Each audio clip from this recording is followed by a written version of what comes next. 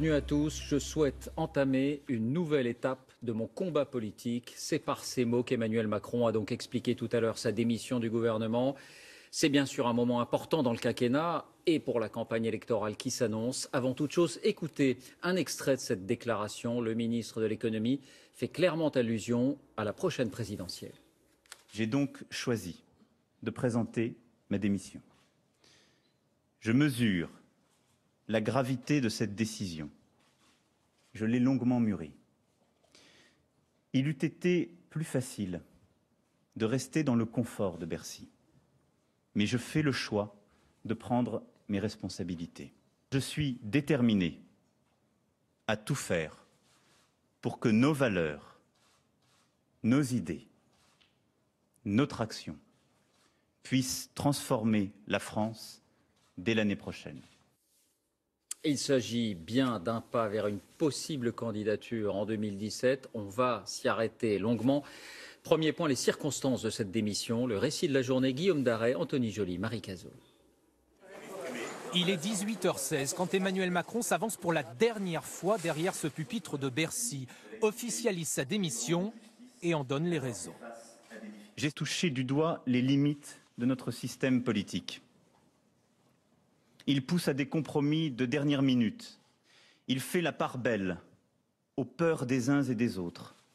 Il produit des solutions imparfaites et fait trop souvent abstraction de la simple réalité. Avant de préciser ses ambitions. Je souhaite, aujourd'hui, entamer une nouvelle étape de mon combat. Le seul moment où les débats nécessaires pour décider ces transformations peuvent utilement avoir lieu sont les campagnes présidentielles. Il faut, pour susciter et mener ces débats, être libre de dire, de proposer, d'agir, de rassembler. L'épilogue d'une bien longue journée. Ce matin à l'Elysée, c'est la traditionnelle conférence des ambassadeurs. François Hollande, tout sourire, ne laisse rien paraître. Il est pourtant bien au courant des intentions de son ministre. Les deux hommes se sont vus hier. Au même moment d'ailleurs, en fin de matinée, les choses s'accélèrent à Bercy. Emmanuel Macron réunit ses proches et confirme son départ. À 15h, direction l'Elysée. 30 minutes d'entretien, il remet sa démission au président, puis regagne Bercy. Macron, vous avez remis votre démission ? À cet instant, pas un mot. À ses soutiens, en revanche, il confie par SMS. Je souhaite annoncer personnellement mon départ du gouvernement. Le moment est venu pour moi de poursuivre et d'amplifier en toute cohérence et de manière apaisée la dynamique lancée ces derniers mois. Quelques instants plus tard, le communiqué de l'Elysée est publié.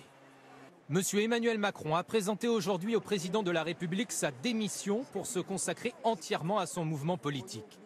Des termes inhabituels, l'Elysée veut bien faire comprendre qu'il part pour jouer sa carte personnelle.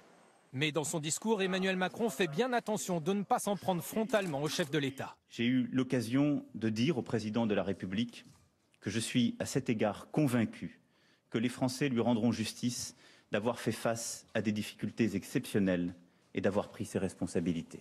Manuel Valls, son rival avec lequel il s'est souvent accroché, n'a pas ce soir commenté cette démission. Dans un instant, on va évoquer ce qui va suivre, c'est-à-dire les intentions, les objectifs d'Emmanuel Macron. D'abord, qui est l'homme qui aujourd'hui veut redistribuer les cartes du jeu politique? En quoi est-il atypique? Jeff Wittenberg. Vacances en amoureux avant l'offensive. Tout était dit il y a 3 semaines. Les Français découvraient le couple Macron à la plage. Le choc des photos, le poids d'une ambition qui vient de loin. Des études brillantes à Henri IV, l'un des meilleurs lycées parisiens, lui qui a passé son enfance à Amiens, un DEA de philosophie, l'ENA, et pourtant, Emmanuel Macron considère qu'il n'a jamais fait partie de l'élite. J'ai grandi en province et je n'ai jamais pensé, quand j'avais 13 ans ou même 15 ans, même passer l'ENA. Je ne suis pas d'une famille d'énarques, de hauts fonctionnaires. Brillant et pressé en tout cas dans tout ce qu'il entreprend. Le voilà, banquier d'affaires à 31 ans chez Rothschild, millionnaire à 35. Il devient familier des milieux d'affaires et quand il se rend au forum de Davos, il semble connaître tout le monde. Est-il de gauche? Il est en tout cas séduit par François Hollande qui en fait son conseiller économique. Autant que ses idées, le style Macron, sa décontraction, plaisent au président. Je trouve qu'il manque un truc, alors qui serait le point de fuite qu'on pourrait avoir, mais qui est, il faut voir si on l'assume, mais c'est la France 2020, tu vois. Quel est mon agenda au-delà de ça? La touche Macron, c'est aussi de surprendre. On le découvre barbu au milieu des machines à sous de Las Vegas cet hiver au salon du high-tech. Il se prête au jeu des selfies car Emmanuel Macron aime mesurer sa popularité. Et il claque des bises. La bise d'ailleurs pour lui est une façon de désarmer ses détracteurs comme il l'a fait avec Manuel Valls le 14 juillet dernier. Macron fait parler, Macron fait vendre, on ne compte plus les unes de journaux qui lui sont consacrées, y compris dans la presse People, avec son épouse Brigitte, son ancienne prof de philo, qui est de tous les rendez-vous capitaux, qui le conseille, qui l'accompagne aux soirées de gala de l'Élysée, comme à l'anniversaire de Lynn Renault, en compagnie de Johnny Hallyday et Vanessa Paradis. Riant de lui-même et de sa réaction face à la tête de veau qu'on lui a présentée à Rungis, c'est beau quand même, c'est sûr, mais tout est beau. ou n'hésitant pas à déclarer sa sympathie à Valéry Giscard d'Estaing. Vous créez un événement... Emmanuel Macron cultive sa différence. Ce soir, elle n'a jamais été aussi visible. Et cette démission et cette ambition sont l'aboutissement d'un parcours de 2 ans au gouvernement, celui d'un homme ni élu, ni encarté, et qui l'aura mené ce parcours finalement à la création de son propre mouvement. Voici comment, Paris Burgot. Emmanuel Macron, c'est d'abord un électron libre. Symbole de sa liberté, cette séquence. Alors qu'il fait bel et bien partie du gouvernement socialiste, il s'autorise une liberté de langage assez unique. D'ailleurs, il n'a pas sa carte au PS. Moi, je suis de gauche, c'est mon histoire. Mais la gauche, aujourd'hui, ne me satisfait pas. Nommé en remplacement d'Arnaud Montebourg il y a 2 ans, il était censé faire oublier les couacs provoqués par son prédécesseur. Bonne chance, Manu. C'est un peu raté, car le titulaire de Bercy devient très vite un briseur de tabous. Il crée la polémique en bousculant les totems de la gauche. Il réclame par exemple l'assouplissement des 35 heures. On peut défendre les 35 heures, et que pour ma part je les défends, sans pour autant les mettre sur un piédestal. Il révulse aussi la gauche en évoquant la rémunération des fonctionnaires. Je pense qu'il faut accroître la part, en effet, de mérite, la part d'évaluation dans la rémunération de la fonction publique. C'est une façon de le moderniser. Il déroute en disant qu'il faut des jeunes Français qui aient envie d'être milliardaires. D'ailleurs, il est contre une loi pour limiter les salaires des grands patrons. Mais en brisant des tabous, il finit parfois par déraper. Les salariés des abattoirs GAD n'ont pas oublié cette phrase. Il y a dans cette société une majorité de femmes. Il y en a qui sont, pour beaucoup, illettrés. Même franc-parler maladroit et dévastateur devant ses militants CGT. Vous n'allez pas me faire peur à votre teacher. La meilleure façon de se payer un costard, c'est de travailler. Voilà. C'est travailler. Alors, au fil des mois, Emmanuel Macron devient le ministre qui agace. Il est temps de se mettre en marche. Car il a aussi créé son propre mouvement politique. Officiellement, ce n'est pas pour préparer une campagne présidentielle. Mais alors qu'il est ministre, il organise un meeting où il arrive en rockstar et il ose cette phrase. Notre pays, il est usé par les promesses non tenues. Usé aussi de l'entre-chien et loup, nourri de l'entre-soi. Notre pays ne croit plus dans les promesses qui lui sont faites. Inutile de dire que la phrase déplaît fortement à Manuel Valls comme à François Hollande. D'ailleurs, entre le chef de l'État et Emmanuel Macron, la confiance ne règne plus. Le titulaire de Bercy a osé dire qu'il n'était pas l'obligé de François Hollande. Quant à Manuel Valls, sur les bancs de l'Assemblée, il a carrément recadré publiquement devant le gouvernement son ministre de l'économie. Emmanuel Macron est prié de faire uniquement son job de ministre. Et ce que nous souhaitons tous, et c'est le cas, c'est que les membres du gouvernement soient pleinement et totalement engagés dans leurs tâches. Une exaspération qui a gagné depuis longtemps Martine Aubry et une partie de la gauche du Parti socialiste.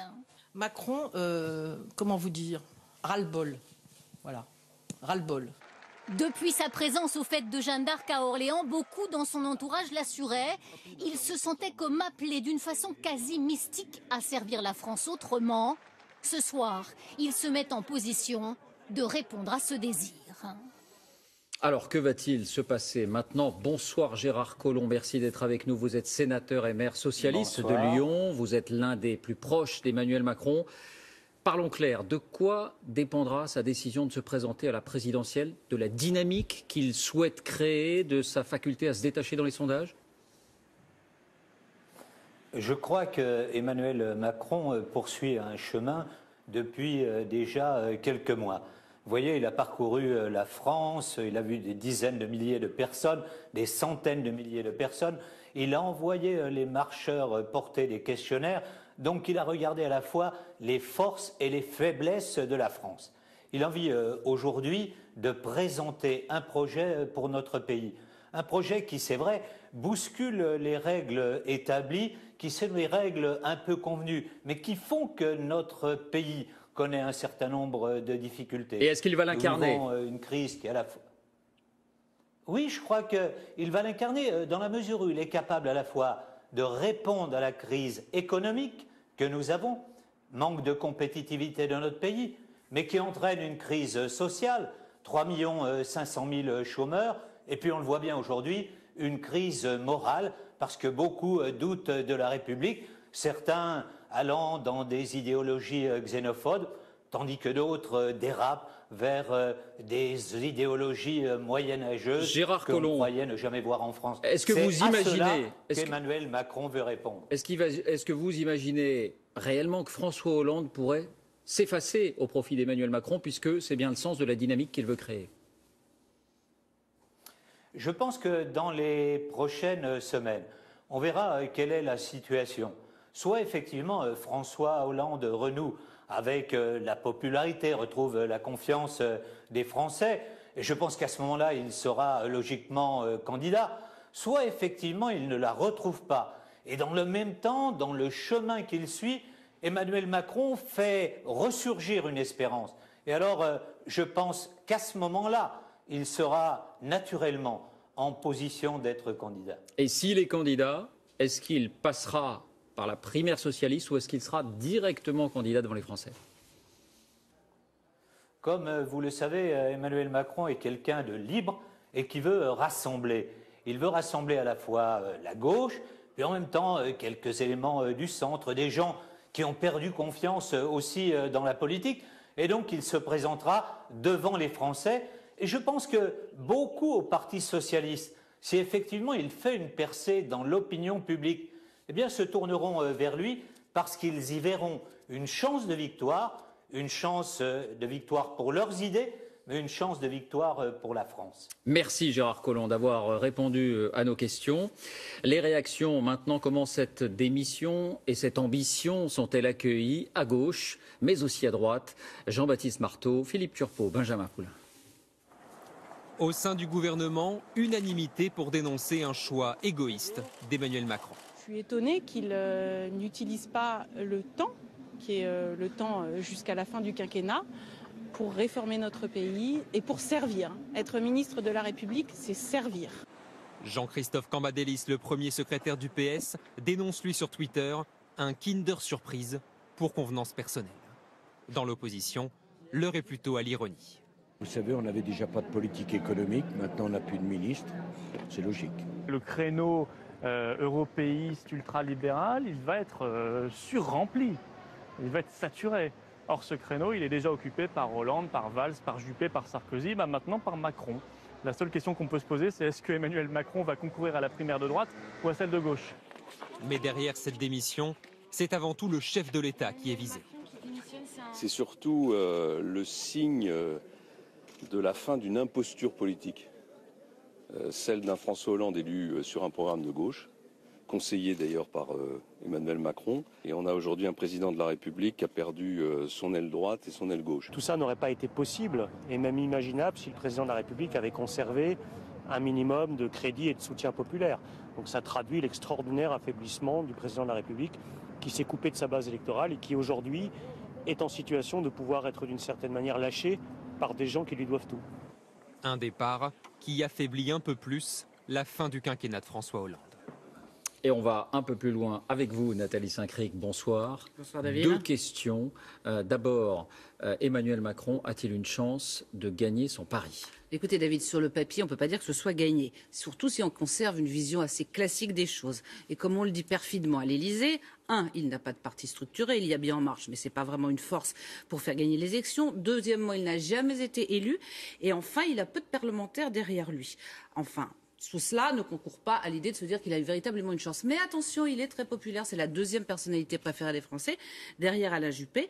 Alors, dans une classe politique qui est relativement discréditée, on peut se dire que finalement, certaines personnes pourraient être tentées par ce renouveau, qu'il y a une sorte de fraîcheur, et ça serait peut-être un peu facile et archaïque pour nous de dire, finalement, c'est une comète, ça sera peut-être un petit phénomène politique. Et est-ce vraiment un coup dur, cette démission pour François Hollande? Ah oui, David, c'est un coup dur. Mais je voudrais que vous écoutiez ce que disait François Hollande il y a quelque temps, ses déclarations à l'époque où il espérait encore conserver Emmanuel Macron auprès de lui. On écoute.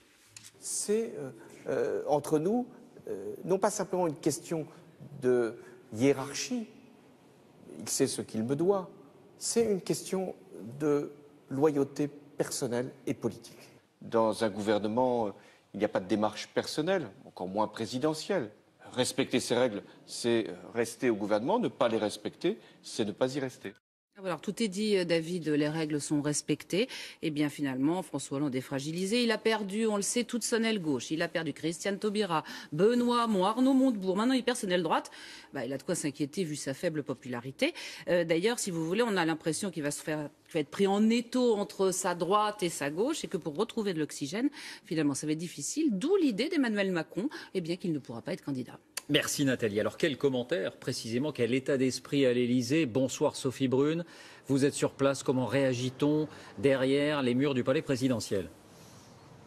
Eh bien, David, difficile de cacher un agacement certain dans l'entourage du chef de l'État. Il faut dire que François Hollande subit cette décision d'Emmanuel Macron. Quand on nomme un ministre, c'est pour qu'il fasse son travail, pas pour qu'il s'en aille en cours de route, reconnaît-on assez amer à l'Élysée, où on fait aussi mine d'être passé à autre chose, assurant que le président est concentré sur la rentrée scolaire et le budget en préparation. Notre responsabilité, c'est de travailler pour les Français. Emmanuel Macron a lui fait un autre choix personnel, nous dit-on encore. Si l'ancien ministre de l'économie a tout fait pour ne pas apparaître comme un traître, la stratégie de l'exécutif ce soir est au contraire de démontrer qu'il a été déloyal. Merci Sophie. Autre point, le bilan d'Emmanuel Macron comme ministre de l'économie. C'est aussi là-dessus bien sûr que les Français peuvent le juger. Laurent Desbonnets, Philippe Turpot. Une loi pour libéraliser des pans entiers de l'économie. Voici l'héritage d'Emmanuel Macron à Bercy. Un texte qui, selon lui, a bouleversé certains secteurs. À commencer par le transport par autocar. Ouvert à la concurrence. 3 millions de passagers en un an sur ces nouvelles lignes à bas coût. Dans la loi Macron également, la libre installation des notaires pour faire baisser leurs tarifs. Et la fin du monopole des auto-écoles. À chaque fois, les professions concernées se mobilisent. Mais Emmanuel Macron tient bon et se fait applaudir par le MEDEF. Beaucoup. Un ministre salué encore aujourd'hui par le patronat et critiqué par certains syndicats. Il a été un bon ministre de l'économie parce qu'il connaît l'entreprise, il connaît le numérique, il connaît le monde. Il a symbolisé la dérive libérale de ce gouvernement. Il est temps de changer de politique surtout, c'est ça. Des réformes, mais pas de résultats spectaculaires sur l'emploi ou la croissance. Et un bilan en demi-teinte sur le travail le dimanche. Ces enseignes sont désormais ouvertes 7 jours sur 7, mais d'autres grands magasins restent fermés le dimanche. Autre recul, la loi ne limite pas les indemnités aux prud'hommes. Emmanuel Macron le reconnaît aujourd'hui, il aurait aimé aller plus loin. J'ai parfois aussi échoué à faire partager la nécessité que j'éprouvais de poursuivre et même d'amplifier notre travail de transformation en profondeur de notre économie. Symbole de cet échec, la loi Macron 2 sur l'économie numérique. Présentée en grande pompe, elle a finalement été abandonnée, enterrée par l'Élysée. Bonsoir François Langlais. Bonsoir David. Finalement, Emmanuel Macron aura-t-il marqué ou pas de sa patte ces 2 années à Bercy?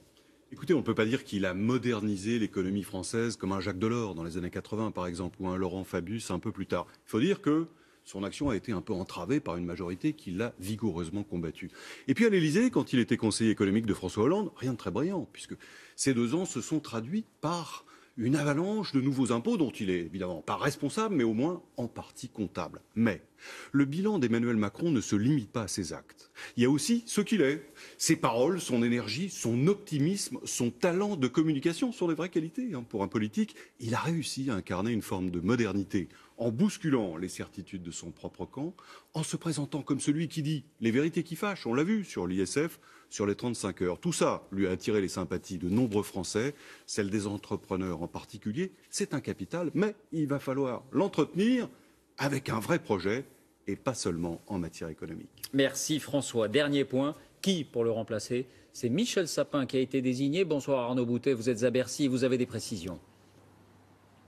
Oui, quelques précisions. Alors, Michel Sapin prend ce soir du galon puisqu'il élargit son portefeuille et il devient le seul grand patron de Bercy puisqu'il devient à la fois ministre de l'économie et des finances. Les finances, ce poste qu'il conserve et qu'il occupe depuis déjà 2014. Alors, Michel Sapin voulait un grand super ministère ici à Bercy, c'est chose faite. Il a été choisi certes pour ses compétences, mais aussi pour sa loyauté parce que c'est un proche de François Hollande, un ami même, dit-on. Et avec lui, il ne devrait pas y avoir de petites phrases polémiques ou bien de coups d'éclat. Bref, après quelques années, 2 ans ici de gestion Macron, eh bien une page se tourne certainement ici au ministère. Merci Arnaud. Et puis à noter cette autre démission tout à l'heure, celle